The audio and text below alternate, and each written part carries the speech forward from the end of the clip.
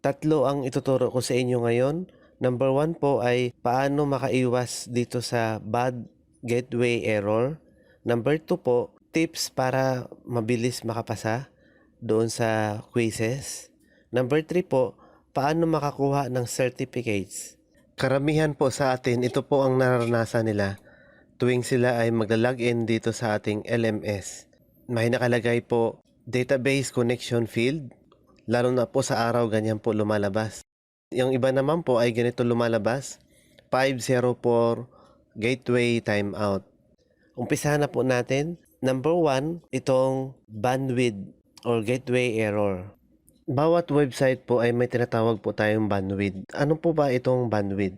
Itong bandwidth is the amount of data your website can transfer to your users in a given amount of time. So, ibig sabihin po, pag marami pong users simultaneously all over the Philippines yung mag-access sa isang website or domain, talagang magkakaroon po talaga ng problem or error. Kahit nga po yung google.com ay nagkaka-problem po sila dahil may limit po talaga yung tinatawag nating bandwidth bawat website or domain name na tinatawag. Sa central, talagang magkakaproblema po talaga dahil sa dami ng mga teachers. Meron pang kasama dyan ang mga parents at saka yung mga private school teachers. Kaya talagang magkakaroon ng problem. Dahil wala na po tayo magagawa dyan sa bad gateway error na yan, ito lang po ang pwedeng maging solutions natin.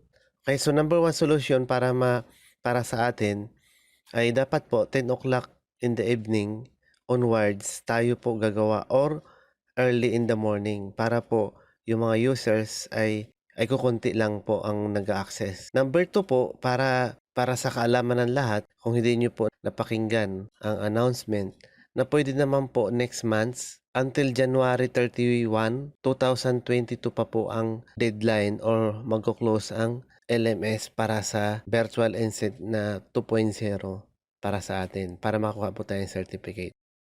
Susunod kong ituturo ay paano po pumunta dito sa EdTech Unit page nila para sa ating asynchronous. Okay po, so ang gagawin po natin ay punta po tayo dito sa ating profile. Dito sa search, i-type po natin ang DepEd EdTech Unit. Enter lang, tapos click lang po tong link ng DepEd EdTech Unit. Ayan. So, lalabas na po yung page nila. So, nandito po nakapost lahat ng mga recorded videos during our ENSET. Ayan po. So, scroll down lang po yung mga nakaraan.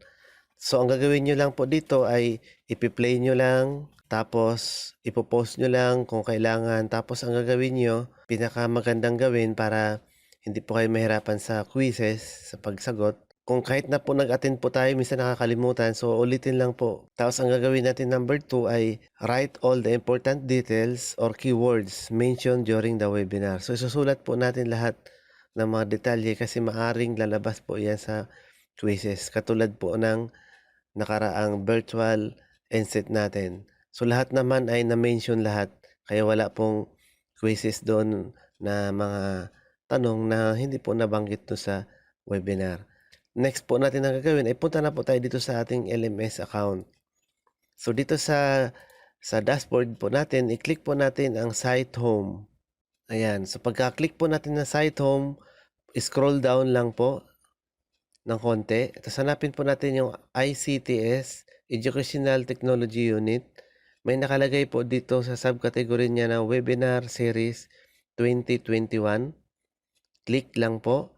Tapos pag nakaklik na, dito sa Virtual and Service Training 2.0, i-click lang po yan. Pag-click niyan, makikita na lang po natin yan day 1 hanggang day 5. Okay po, so ngayon punta tayo sa day 1. Dito sa day 1, makikita na po natin dito yung mga quizzes na sasagutan po natin. Ayan.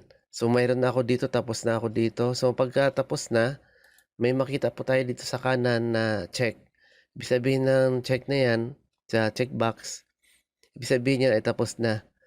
Pagka hindi pa, dito sa baba, makita po natin example, restricted. Ibig sabihin yan, wala pa sa check.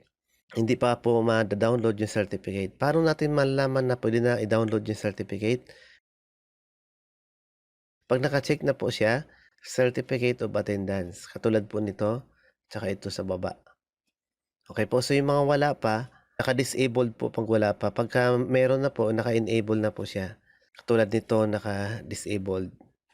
Ngayon po, susunod po natin ay kung tapos ka na po, punta kayo dito ulit sa taas, Binset ulit, tapos makikita niyo ulit yung mga day 1 hanggang day 5 ulit. Ayan, so hanggang dito na lang po, maraming salamat sa inyong panonood.